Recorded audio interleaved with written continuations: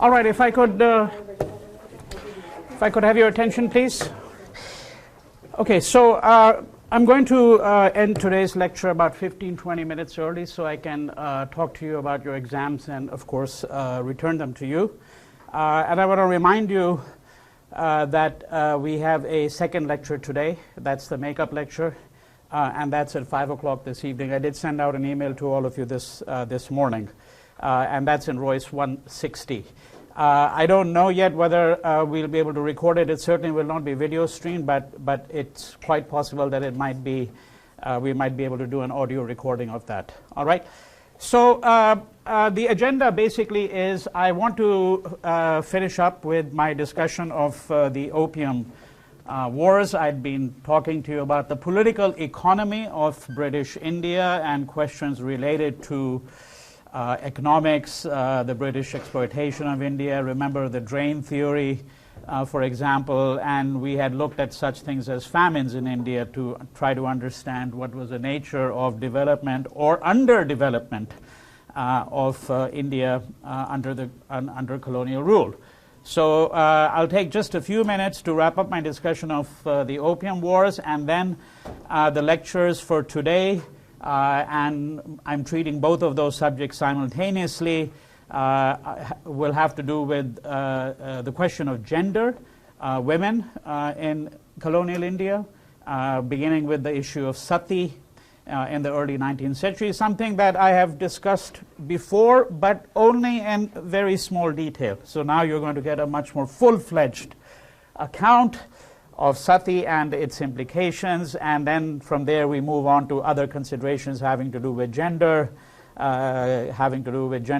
masculinity, femininity, and the role of women in nationalism. And once again, remember something that I've mentioned to you often, that we're not always proceeding chronologically. So that's the thematic treatment, is women from, let's say, the early 19th century down to the nationalist period. And the second big subject is this over here, social reform movements in 19th century India, and essentially with some brief remarks about the political history of India in the second half of the 20th century, leading to what is eventually going to become a full-blown nationalism, which will be the subject for all of next week. All right, so that's essentially the agenda, so you can start thinking about it and preparing for it. Now, to refresh your memory about what I'd said about opium and the Opium War. So we've discussed on numerous occasions this triangular trade, Britain, India, China. The East India Company is no longer trading in India in 1813 because its monopoly has been abolished. It still has a monopoly on the trade with China, but that's going to be abolished in 1833 with the renewal of the Charter Act. And the triangular trade involved, as you know, without again getting into all the details there, but it involved essentially tea going to tea, silk going to Britain, and Britain was in fact actually, and of course you had cotton textiles going from, cotton going to and textiles going to Britain as well. Britain is essentially paying both China and India. We're talking about the 18th century here through bullion, silver in the 19th century, roughly about the same amount of silver and gold. And we're going to eventually see in the 19th century a reverse flow of silver, because once India comes under the company rule, what's going to happen is that the production of opium is going to be managed by the company. In fact, the only legal cultivation of opium was actually under the auspices of the company. So the company established a monopoly on that. And it was through these opium sales that, in fact, Britain would now pay for the tea and silk that it was getting from China. Right? So that's part of the triangular trade that we're talking about. And what is it that gives rise to what is called the Opium War? The circumstances, of course, are that opium addiction started to become a problem in China. The first time the Chinese Manchu emperor, in fact, actually passed any kind of measure having to do with the sale and smoking of opium was in 1729. when in fact it was banned, but that ban was lifted shortly thereafter. More stringent measures are going to be adopted in 1796, right? When these stringent measures were passed in 1796, that is, that the importation of opium into China was in fact actually made illegal, that didn't mean that the flow of opium stopped, because what it meant effectively was that it was now actually going into the hands of smugglers. Yes? Yeah, it's a drug cartel. Exactly, that's what it is. Yeah, it's a drug cartel. Yeah, and I'm going to recommend, by the way, there is a 3-volume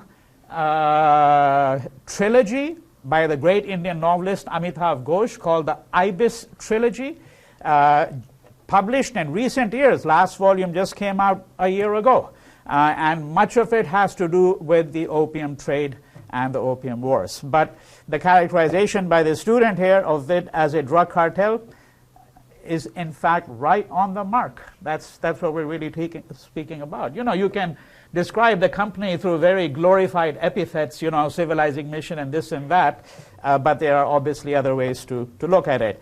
Now, when the monopoly with China ends in 1833, the imports into China are actually going to increase for the obvious reason that now it's open to the free traders, right?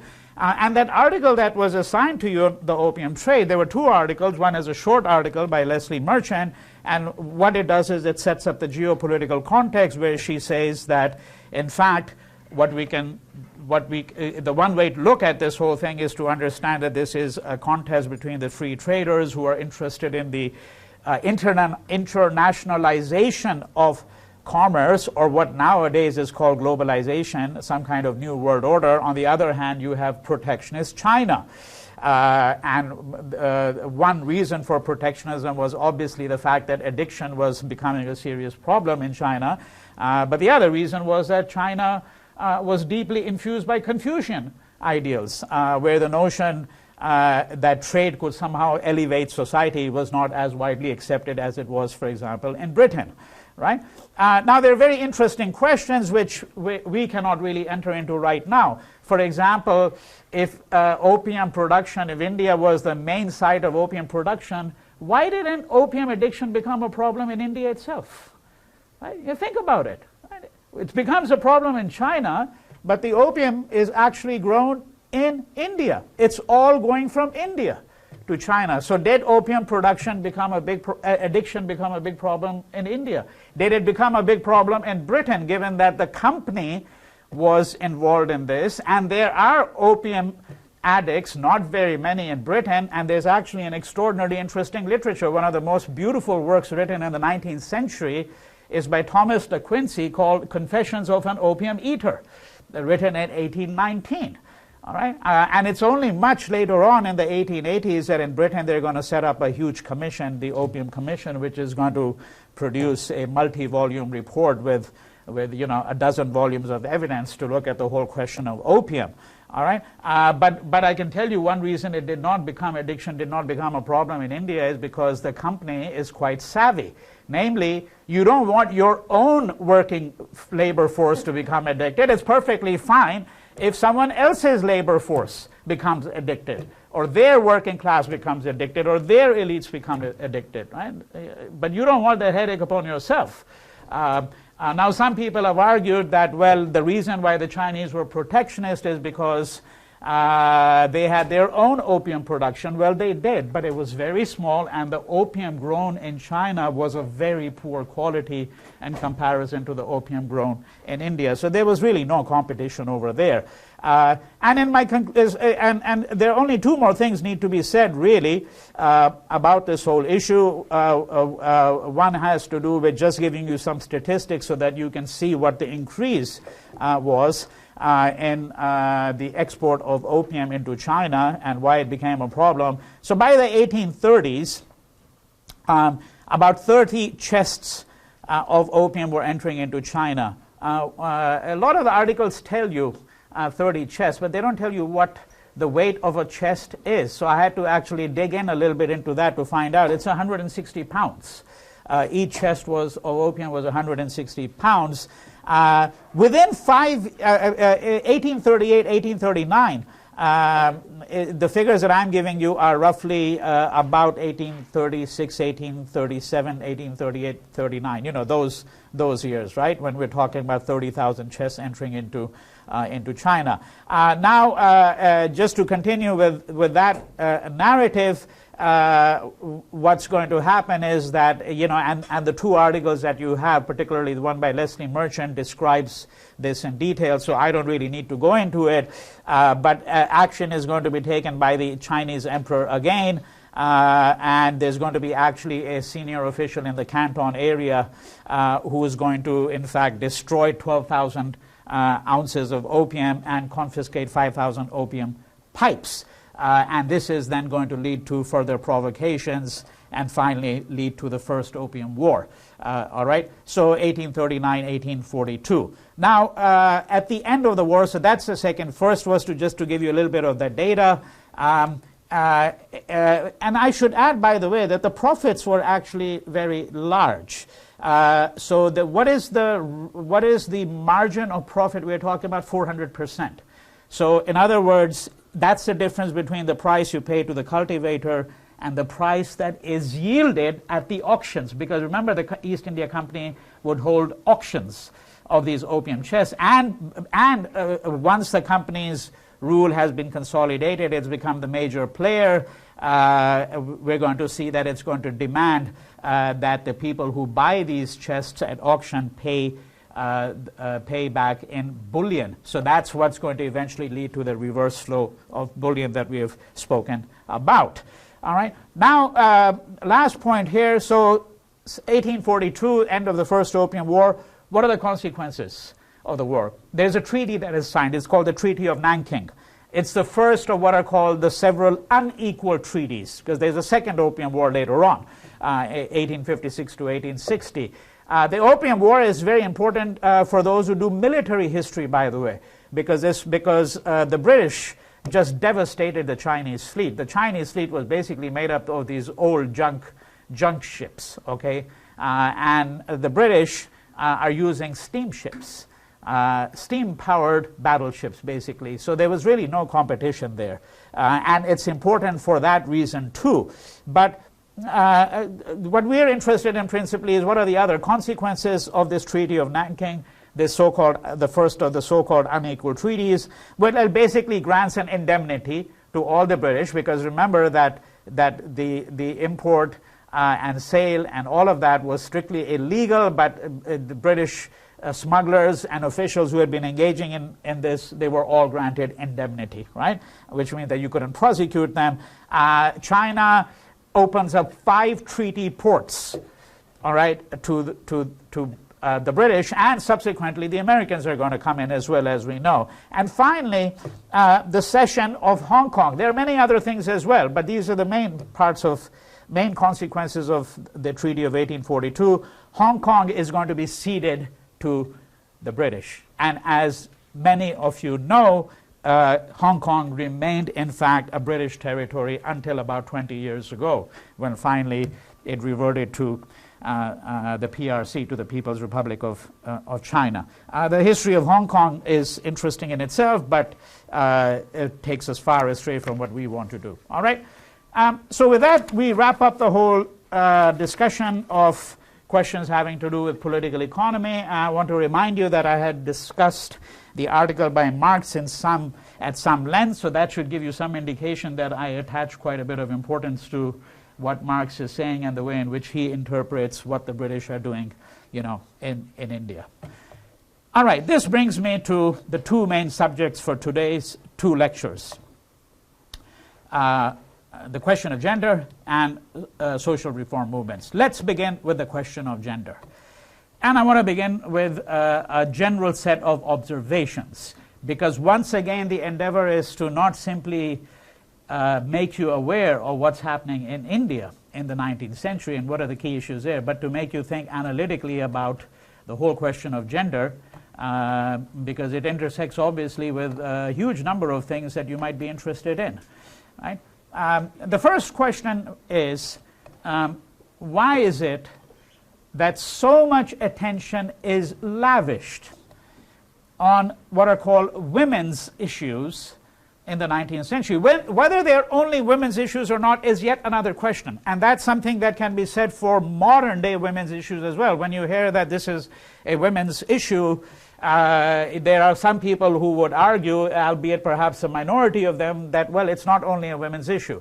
If there are questions having to do with the labor of women, whether women get paid as much as men do for the same amount of work or for the same kind of work, what are the ways in which certain notions of women reflect deeply gendered assumptions about the role of women, how does patriarchy work? Well, all of these questions are obviously questions that are germane for everyone. So why they should only be viewed as women's issues is a question that I'm suggesting to you deserves attention in itself. But again, that would mean a long, prolonged discussion about feminist theories and how we understand the role of women in any given society, right? What is certainly true is that from the early 19th century, the British began to take a considerable interest in what were called women's issues. To use another language, they began to take an interest in what they thought were the forms of suffering which were inflicted upon women in India and inflicted only upon them. Okay? Right? So women's issues might have to do with a broader range of issues which in the early 19th century would not have arisen in India. They wouldn't have arisen in the United States either, such as women's employment. The idea that women would be employed outside the domestic sphere was completely unknown, so it wouldn't have arisen even then. In the late 19th century, that question is going to begin to arise, but certainly not in the early part of the 19th century or even the mid-19th century. Right? Now we've narrowed it down. We're not just looking at women's issues. We're saying a series of afflictions which are particular to women. What might these be? Sati would be the predominant one, the most well-known one. And I pointed out to you that if you were a British traveler going about in India in the 1810s, 1820s, 1830s, and then you would have to go to the native states, because in 1829 sati is going to be abolished in the territories of British India. But it was not abolished in the native states. So if you wanted to see this heroic sacrifice, as some people put it, of a woman on the funeral pyre of her late husband, well, you might want to go to a native state. And even if you never saw one, you could still write about one, because there were enough accounts of satis that all you had to do was regurgitate the accounts that existed and pass it off as your own personal experience of what you saw. And this is demonstrably true, I can tell you that. If we had the time and the leisure, we were spending 3 hours, I could show you instances of how this actually really worked. Okay, so most prominently sati, but that was in fact something that affected only a small number of women, a very small number of women, and only affected one part of the country. Sati was completely unknown in South India, for example. Right? So you would have to pick other things. What might those be that had, let's say, more wider implications? The afflictions that women went through in other parts of the country as well. Well, one would be female infanticide. Female infanticide. A question that, incidentally, I regret to say, continues to be of importance in India and China and a number of other societies down to the present day. So that was an issue. And female infanticide, well, the variations of it now in some segments of Indian society, where we know that the preference for a boy is much stronger than a preference for a girl, the female fetus will be aborted. So you don't even get to the stage where a girl is born and then she's killed or just simply neglected. Right? Female infanticide can take various forms as well. So female infanticide, sati, women's education. Obviously, that would have impacted a large number of people. Now, that in the early 19th century, that's not really a subject of any consideration in India, or indeed again anywhere else. Let's be very clear about that, right? But there are other issues. What would be one of the other major issues? Two I want to mention to you, about which there were explicit debates in the second half of the 19th century. Right? So one is the debate over what is called the age of consent. The age of consent. The age of consent simply means here, what is the minimum age that a girl must be before she can be legally married? Okay? And in other words, before she can a girl as young as 12 years old give her consent to being married? And the marriage of young girls was not uncommon. Again, more common in some communities than in others. 12, 13, essentially when she achieves puberty, right? When she achieves puberty, and therefore that is that when she's capable of bearing children, at that point she's capable of giving consent, is what the earlier notion would have been. Not that consent would have ever have been asked, either of a girl or of a boy for that matter, in the early 19th century, and of course before that. But the age of consent was that as you move through the 19th century, the government continues to legislate and continues to increase the age. So for example, 14, 15, well, a girl cannot be legally married at that point in time, and in principle it meant that you could prosecute the parents of in cases where a girl was married off at an earlier age. All right, so that's called the age of consent controversy.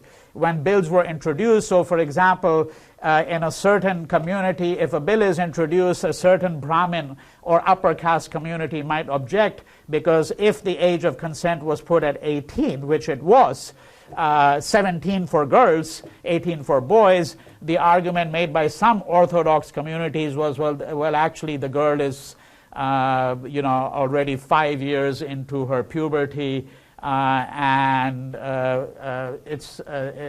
you cannot have a girl whose sexuality is unregulated for 5 years. All right, so they strongly objected to that. So that's why there was a controversy over this.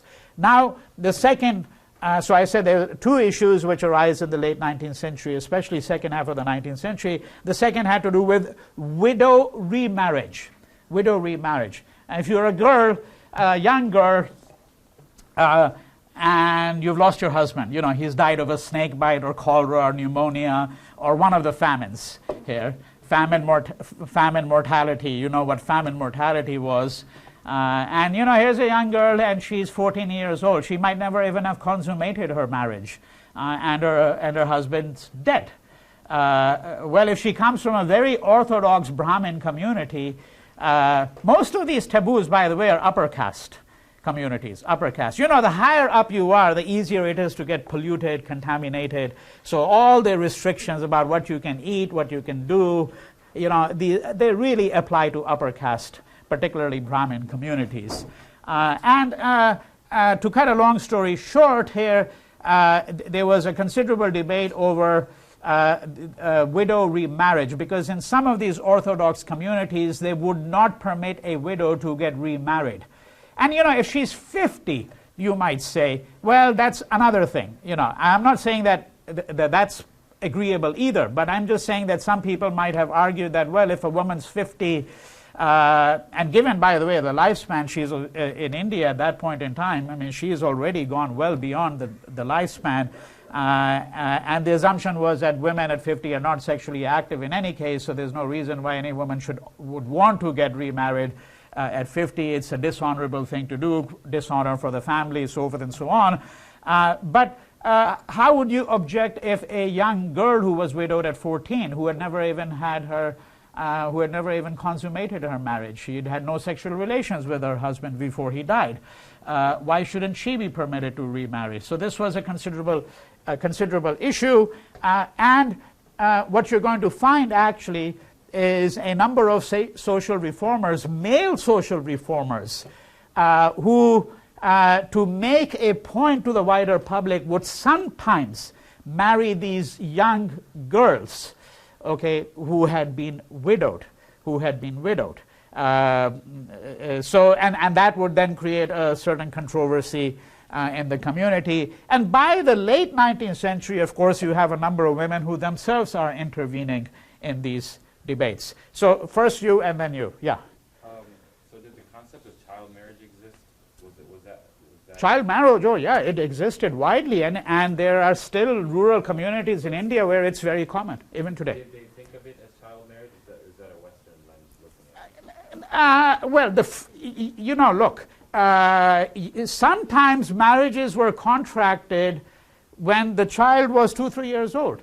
But that doesn't mean a girl who's married at 3 years old goes and starts living, quote, in her husband's home. No. A girl was never sent to her husband's home until she had achieved puberty.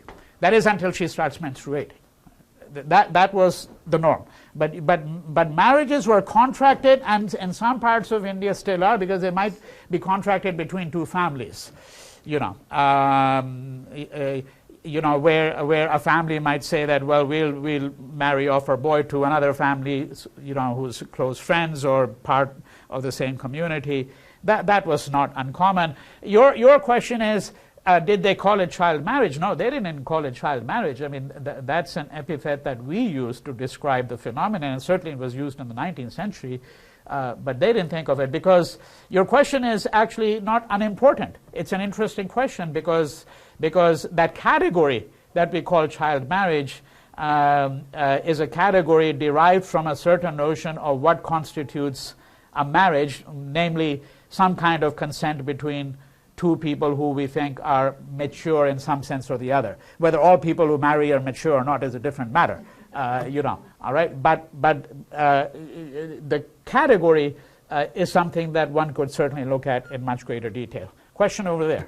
So the male social reformers, the one that was married. Yeah. Are they Indian or British? Oh no. These are all Indian. All these social reformers are all Indian. We're not talking about any Britishers here. No. And by the late 19th century, the drive for social reform is not coming from the British at all. It's coming entirely from the Indians. All right. So that's why these two subjects have to be treated together. They have to be treated together. One last question, because we'll never get to So what was the role of the British? Did they try to be like, the impartial sort of? Well, it depends on the nature of the dispute. So if a bill has to be passed, well, obviously the British have a role, because they're controlling the legislative assembly. So if they thought that there was substantial support behind the bill, they would certainly do whatever they could to pass it. So because by the late 19th century, you have Indians who are members of the legislative assembly too. So an Indian can actually put forward a bill. I'll give you an illustration. And that, by the way, will show you very well that the British cannot be viewed as agents of social reform and progressive change. Indian nationalist by the name of, we haven't encountered him yet because we haven't gotten there, by the name of Gokhale. Okay? He's a Maharashtrian. He's a Maharashtrian Brahmin, so he's coming from Western India. In 1911, he put forward a bill to make education compulsory for everyone in India. That's a very progressive bill. The British shot it down immediately. And one of the reasons they shot it down, if you read the archival record, you read the notes that they wrote, they said, well, if we educate all the Indians, there will be no place for us in 20 years. They'll just drive us out. Right? Exactly those words. It's by the way, it's in your text, Shumit Sarkar, the reading which you have. So you can read it over there, okay? Page 87 or something like that. So this is what I'm referring to. So that's the answer to your question. It depends on if they thought there was solid resistance to a certain bill, even though it might be a progressive bill, they usually would oppose it. But we'd have to look at it case by case. All right. So now I've given you 5 subjects regarding women's issues, right? Female infanticide, sati, the whole lot there. So I'm saying these started becoming important. However, we have to go to a prior question. And that's where you have to start thinking analytically about what is going on and what are its implications down to the present day. I've hinted at this often. what is it that I've hinted at? Let's start from today. Let's start from, for example, American intervention in countries such as Iran, Iraq, Afghanistan. Afghanistan being a key illustration here. I have argued, and once again, all you have to go is go to American policy documents. That's all you have to do. I have argued that one of the central reasons for the American invasion of Afghanistan, all right, had to do with this idea. Apart from the question of, yes, it's a stronghold of the Taliban and they are sheltering Osama bin Laden and all of that. Right? Apart from that, this idea that Afghanistan mistreats its women. It mistreats its women. Right? It scores very, very badly on the UNDP index. What is UNDP? Okay, United Nations Development Program. What does the United Nations Development Program do? Well, it does many things. One of the things it does, and that's the one that's most germane to my argument, is it ranks countries from the most developed to the least developed. Right? It ranks them. They have an annual ranking, and they publish a huge report as a UNDP report every year, and they give you the ranks of each country. So, for example, the top 3 slots, top 5 will always be occupied by countries such as Sweden, Norway, Denmark, Switzerland. The United States is not in the top 5 at all, not even in the top 10.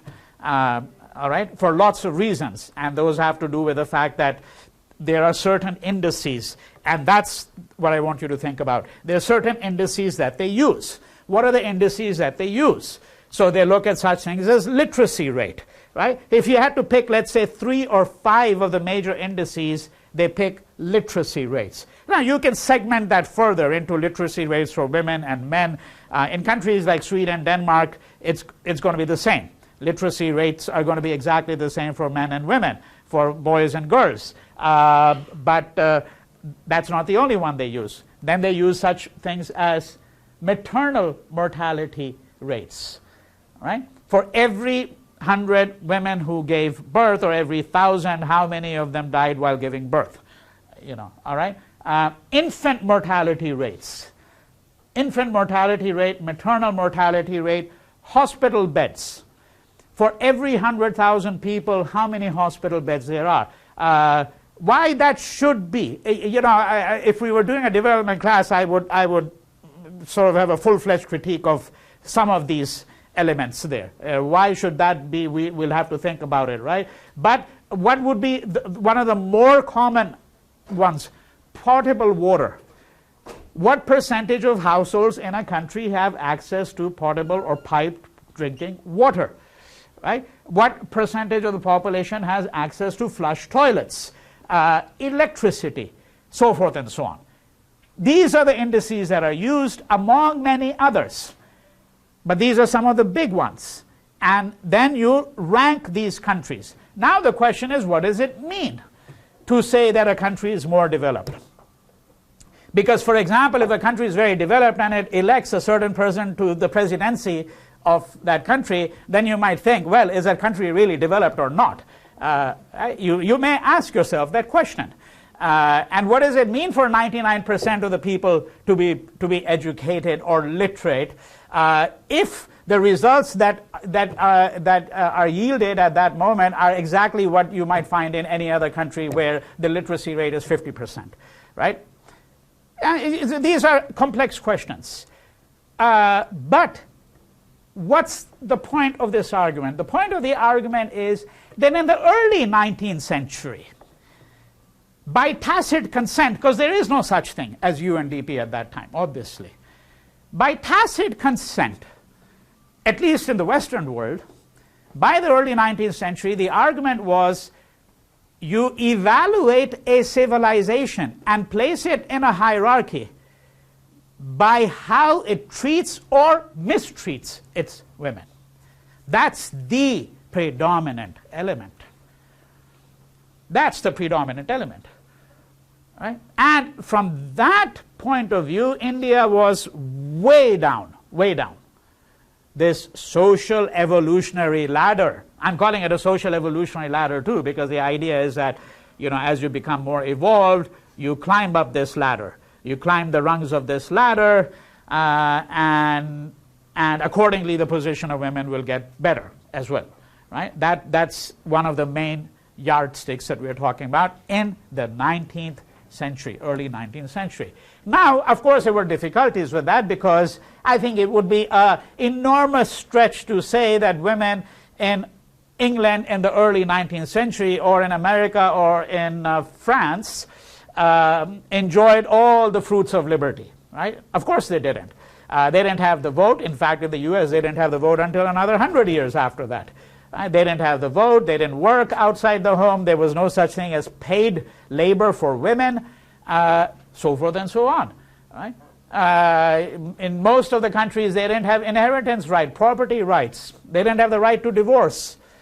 So it's going to be a bit of a stretch. However, to say that women in the West were necessarily more advanced. However, for the British, it was very clear. They may suffer from all of these things in Britain, but we don't burn our women in Britain. We don't burn our women. We might do a lot of other things. We might send them to the coal mines. We might flog them. If a woman puts too much chili in the soup while she's preparing it for her husband, well, he's just going to pour the soup on her. Yeah, we do all of that maybe, but we don't burn our women. You see? So that is one reason why sati is going to become important. Because if you need something which says, my civilization can be distinguished from yours, however brutal both of them might be, still mine is less brutal, because we don't burn our women. Yes? I think there's something to it too, that these acts were happening with the upper classes, like the upper caste. Yeah. Oh yeah, I should be very clear, and I have mentioned that. I mentioned it today too. When we're talking about sati, we're not talking about a mass epidemic all over India. And by the way, how did the British know how many satis there were? So they began collecting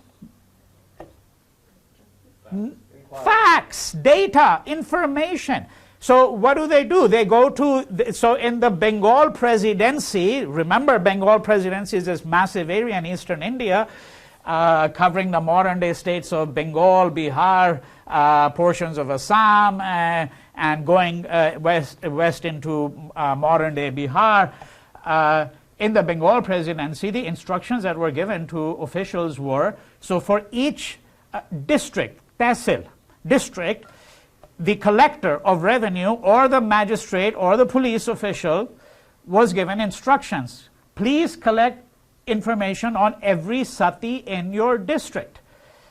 And so if you read these parliamentary papers, as they are called, and there are dozens of them having to do with sati, and some of them are 300-400 pages, you find this data, and some of them are so detailed that you get the name of every sati. Sati is not just the act, it's also the woman who commits it. So the word has double meanings. So every sati's name in some of these parliamentary papers is recorded. Right? What village she comes from, what's her age, what's her caste, so forth and so on. We'll get into a little bit of the detail in just a moment. But they collected all this information, then all of these reports from local areas are then sent to Calcutta, where they are collated together, and then someone prepares a document that summarizes the whole problem, right? And so this is how they knew, and they knew they would eventually find out that satis were being performed more so in certain areas than in others, more so in some areas than in others, more common in certain communities than in others. You did not find satis among all communities, and at the height of sati, that is 1820s, let's say 1820s, because it's, as I said, it's going to be finally abolished in the company's territories in 1829. In 1820, 1825, you're talking about 600-700 satis a year.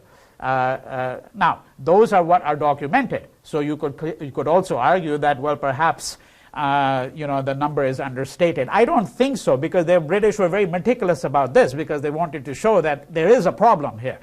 All right. Now, let's try to, so what are we talking about here? You understand what the analytical nature of the problem is. That is that sati is the way that it is a phenomenon from the point of view of the British, which really helps to create a distinction between them and us, right? It creates a certain kind of blockage, that because otherwise you could say that, well, yeah, they don't educate their women, but we don't either, right? Right? So forth and so on. But here you can say that there's something distinct. And of course, remember 1813. What happened? 1813. I've spoken about it before. Good point to remind you. The restrictions on missionaries were lifted. Proselytization was not possible before 1813, was frowned upon. 1813, they're going to lift the restrictions on missionaries. Now the missionaries, and you're going to see the rise of evangelicalism in England itself. And the evangelicals are going to become important in India. And of course the evangelicals are going to say, well, we can't just stand by here while these people are burning their women. This is horrific. It's, grotesque. We need to do something. We need to do something to save these women. We need to exercise our civilizing mission, introduce a higher order of morality, so forth and so on. Right? And this is eventually what's going to lead to the abolition. However, the story is much more complex. Now, I had you read an article on sati, and I want to discuss why this phenomenon is extremely complex and what is really going on here. All right? So, this article that you're reading is by Lata Mani, who went on to eventually write a book on this question, but this article suffices to try to understand the nature of the argument that she's putting forward. All right? And she was, of course, interested in a number of questions, one of them being she is arguing from an explicit feminist standpoint, but even if you didn't accept the feminist standpoint for some reason, that question would really be quite transparent if you really read the original documents in the debate in any case. Namely, where is the woman's voice in all of this? And the answer is very simple: there isn't one. It's not to be heard. None of these officials who collected the data, none of the ones who wrote the reports ever went and talked to any of the women. Right?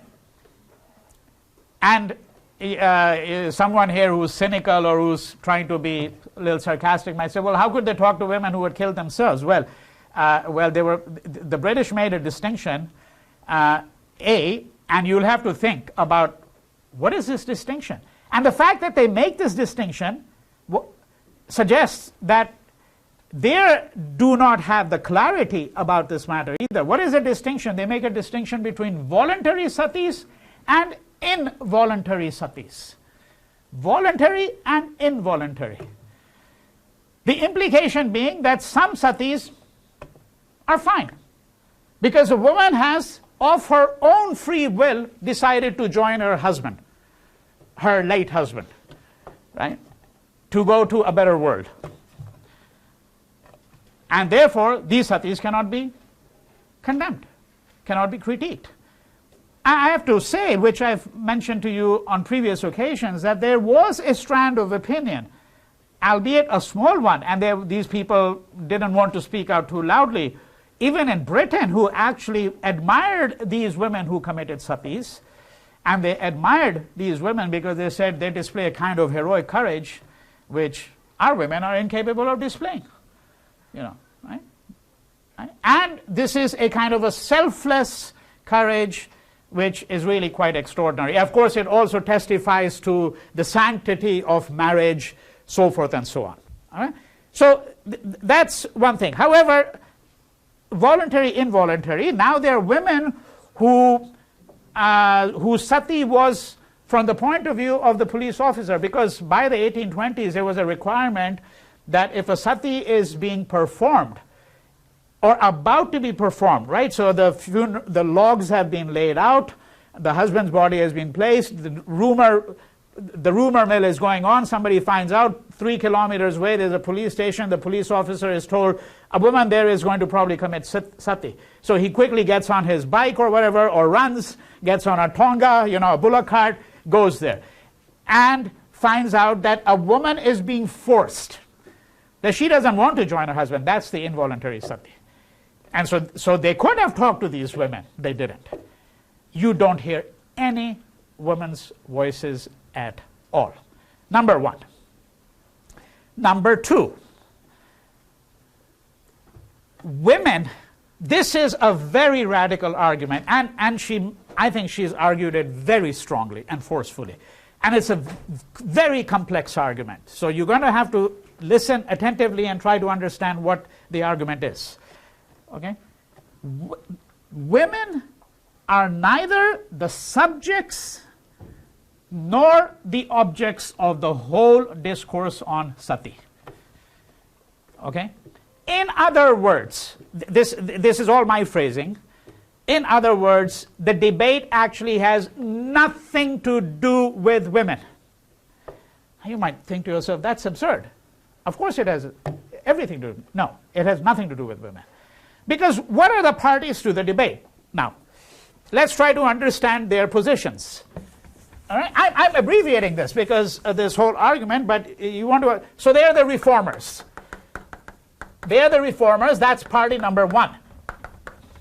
And these reformers are all Indians.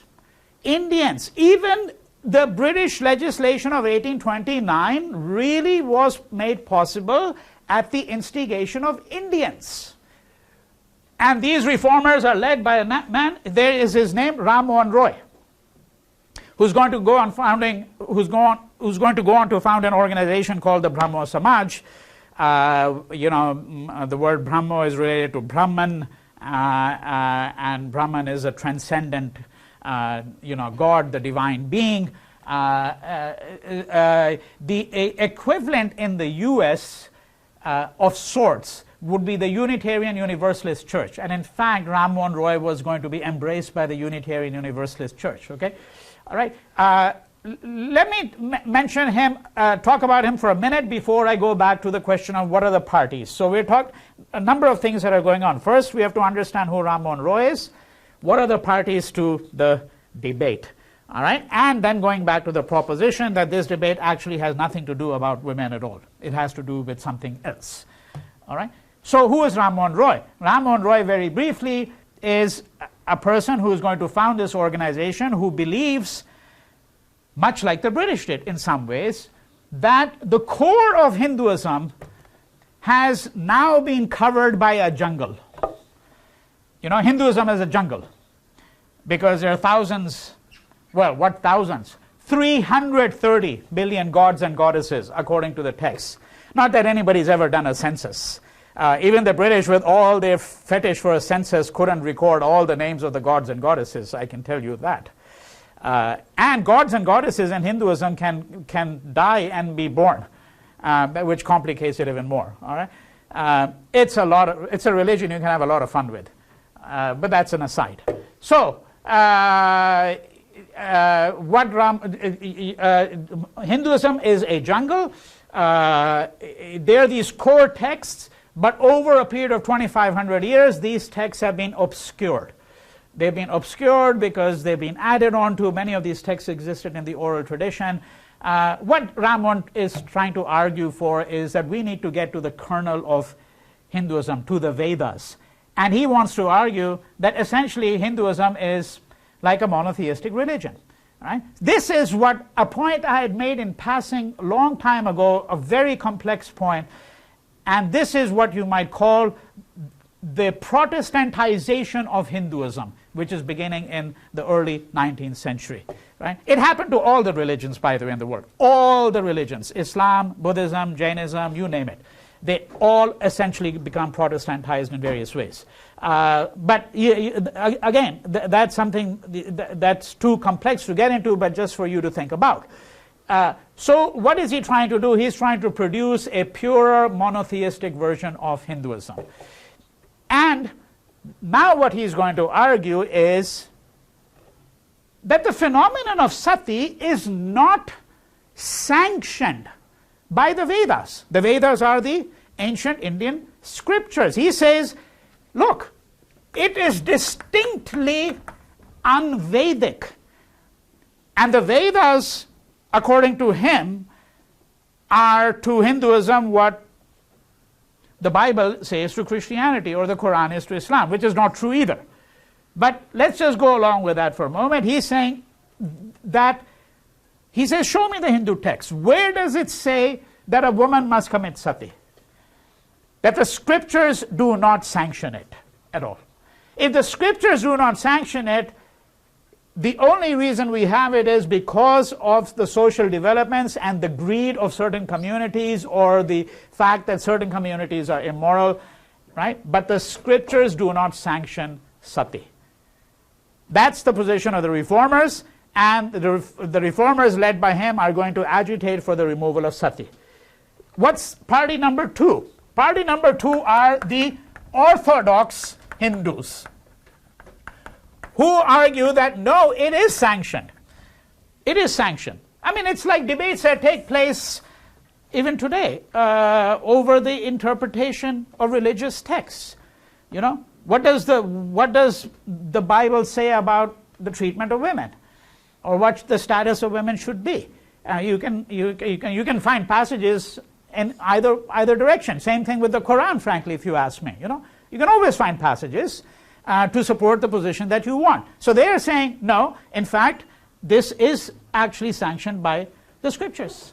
It's sanctioned by scriptures, and not only that, it is part of our revered traditions.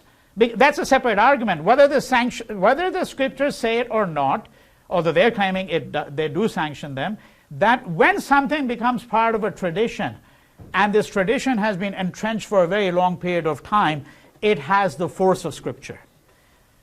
Right? So that's the second position.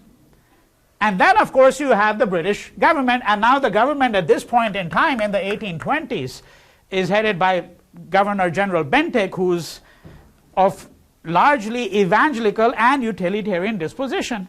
He's very deeply influenced by the evangelicals. Right? So, but we're not interested in Bentinck.